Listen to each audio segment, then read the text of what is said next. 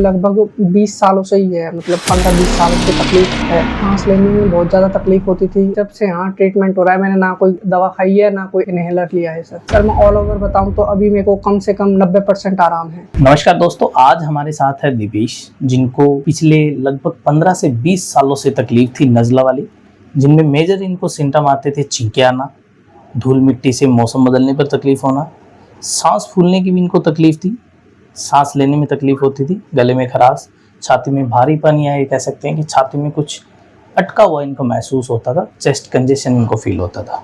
तो दीपेश से हम लोग बात करते हैं। दीपेश, सबसे पहले तो बताइए, तकलीफ आपको कितने टाइम से हो रही थी? सर जैसे कि आपने बोला, तकलीफ मेरे को लगभग 20 सालों से ही है, मतलब 15-20 सालों से तकलीफ है। मेजर क्या क्या सिम्टम जो आपको परेशान करते थे, जो सबसे ज़्यादा आपको आते थे? सर सबसे ज़्यादा ये था कि एक तो सांस लेने में बहुत ज़्यादा तकलीफ होती थी, और सर दूसरा ये कि मतलब चेस्ट में ना जकड़न बन जाती थी। जब कभी सांस लेने में काफ़ी दिक्कत हो रही है वो, तो चेस्ट में बहुत पेन भी होता था। और सर जैसे कि छींके आना, नाक का बहना, और सर गले में कभी कभी खराश भी हो जाना, या फिर गले में दर्द होना, ये वाले सिम्टम्स थे सर। ओके, तो इनके लिए आपको इतने लंबे समय से तकलीफ थी, तो इनके लिए आपने कहीं दिखाया था हॉस्पिटल में? कितने हॉस्पिटलों में लगभग आप दिखा चुके हैं? जी सर, इस तकलीफ के लिए मैं लगभग अब तक 5 से 6 बार अलग अलग जगह दिखा चुका हूँ। लेकिन कहीं से भी है ना, ये नहीं कहा गया कि ये बिल्कुल मतलब जड़ से समाप्त हो जाएगी, या फिर कि कुछ समय के लिए आराम मिलेगा। बस ये कहा है कि जैसे मौसम चेंज होता है तो आपको दवाइयाँ लेनी होंगी, या कुछ परहेज ऐसे करने होंगे जिससे उस समय रुक जाए, बस ये। तो आप दवाइयों के साथ में इनहेलर का भी यूज करते थे? हाँ सर, कभी कभार इनहेलर का यूज़ किया है मैंने सर।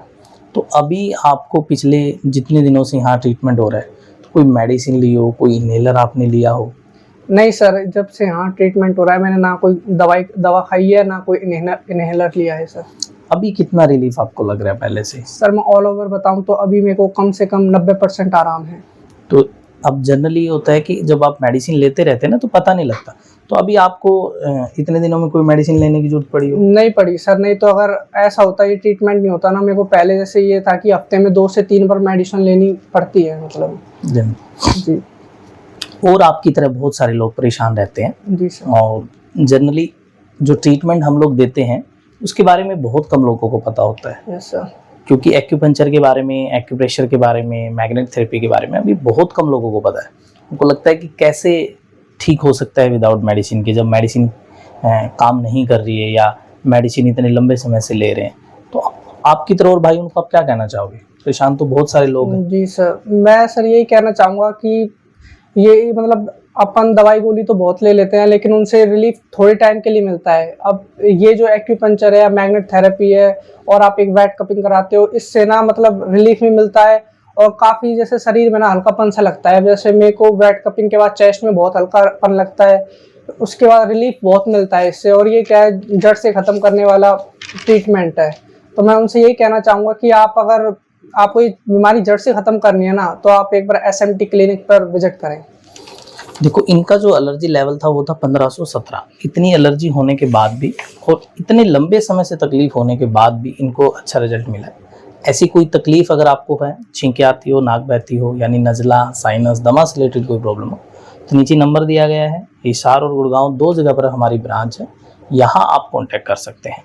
दवाइयाँ भी ले के देख ली हैं, और बहुत सारे ट्रीटमेंट जनरली करता है, अपने प्रयास तो सभी करते हैं।